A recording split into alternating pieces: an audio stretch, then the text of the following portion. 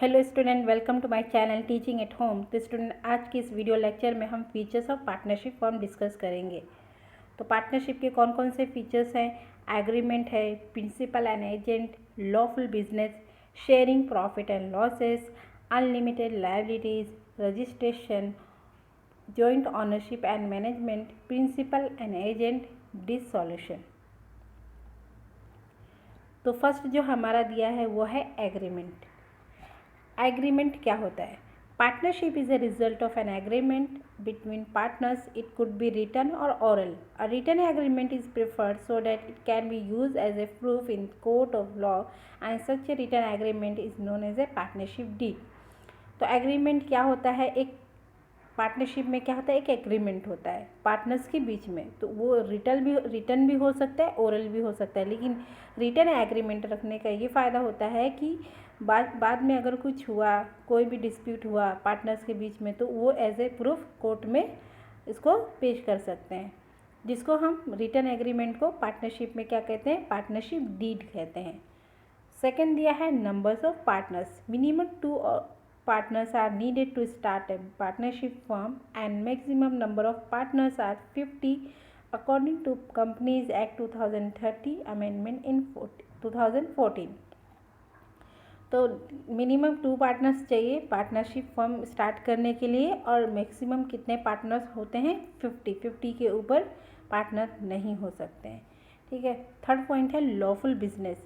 Business undertaken by partnership should be lawful. It cannot undertake business which is not allowed by state. The definition of partnership also does not permit any illegal business. तो इसके पहले भी हमने discuss किया था partnership की definition में कि इलीगल बिजनेस के लिए पार्टनरशिप नहीं होती है। तो यहाँ पे क्या है? लॉफुल बिजनेस है, यानी कोई भी लीगल काम के लिए आप पार्टनरशिप बना सकते हो। इलीगल बिजनेस के लिए जो गवर्नमेंट अलाउ नहीं करेगी। फोर्थ दिया है sharing of profit and losses. The purpose of business is to earn maximum profit. Partners have to share profit and losses according to the ratio given in the agreement. If agreement is silent about the ratio, then profit and losses sharing will be equal. यानी जो partnership में क्या होता है कि partnership इसीलिए बनती है ताकि हम मैक्सिमम प्रॉफिट अर्न कर सकें। तो उसके लिए जो शेयरिंग रेशियो होता है प्रॉफिट और लॉसेस का, वो क्या होता है? एग्रीमेंट में मेंशन किया हुआ रहता है। अगर सपोज एग्रीमेंट में रेशियो डिसाइड ही नहीं हुआ, तो पार्टनर्स जो है वो इक्वली शेयर करेंगे प्रॉफिट और लॉस को। फिफ्थ है unlimited liability. The liability of partners is unlimited, joint and several, that is, partners are liable till the last rupee in their pocket. If asset of the business is not sufficient to pay liabilities, then personal property of partners can be used. If any of the partner is declared insolvent, then his liability will be borne by the solvent partner.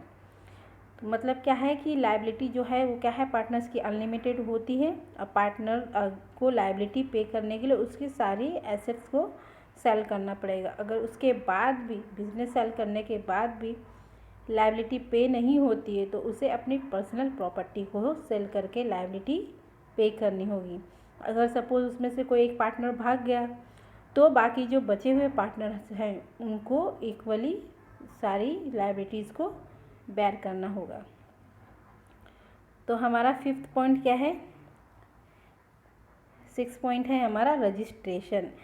Registration of partnership firm is compulsory only in the state of Maharashtra with effect from 1 April 2005. According to Indian Partnership Act 1932, registration of partnership firm is optional. It means a firm may or may not be registered. Registration of firm merely certifies its existence, and it is a process of entering the name of partnership firm in the register of the registrar. ठीक है। Registration ज़रूरी नहीं है partnership में, लेकिन Maharashtra state में compulsory है। 1 अप्रैल 2005 से कंपलसरी हो गया है महाराष्ट्र स्टेट में। आपका पार्टनरशिप फर्म है तो उसको रजिस्टर करना रजिस्टर ऑफिस में। ठीक है। इंडियन पार्टनरशिप जो एक्ट है 1932, उसके हिसाब से ऑप्शनल है, आप कर भी सकते हो, नहीं भी कर सकते हो, बट महाराष्ट्र में कंपलसरी है रजिस्ट्रेशन करना। 7th पॉइंट है joint ownership and management. Each partner is joint owner of the property of the firm, so no partner can use property for personal use. All partners have equal rights in managing the firm, so all partners are jointly responsible for the management of firm.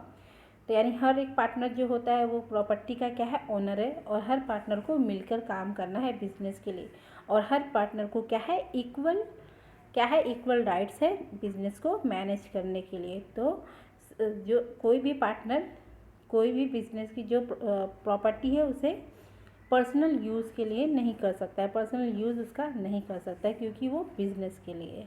ठीक है. 8 point है principal and agent. Each partners works in two folds capacity, that is principal and agent. A partner act as a principal of the firm with outsider and with other partners he act as an agent. तो partner क्या होता है कि वो दो तरीके से काम करता है, उसका मालिक भी होता है, उसका एजेंट भी होता है. तो वो बाहर के लोगों के लिए वो उसका क्या होता है, मालिक होता है, और लेकिन वो पार्टनर्स के लिए, एक दूसरे के लिए वो क्या होते हैं, एक एजेंट होते हैं बिजनेस के. 9th पॉइंट है हमारा डिसॉल्यूशन.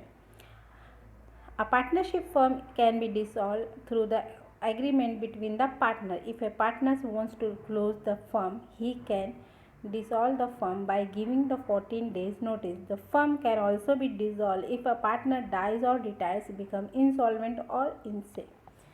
तो डिसॉल्यूशन क्या होता है कि बिजनेस को बंद कर देना. ठीक है. पार्टनरशिप कब बंद हो जाती है, कब डिसॉल्व हो जाती है, जब उनका एग्रीमेंट क्या होता है, एक्सपायर हो जाता है कि कितने साल के लिए उनको बिजनेस करना है. अगर उतने साल हो जाते हैं तो ऑटोमेटिक क्या होती है, फर्म डिसॉल्व हो जाती है. अगर उसमें से कोई पार्टनर, अगर उसकी डेथ हो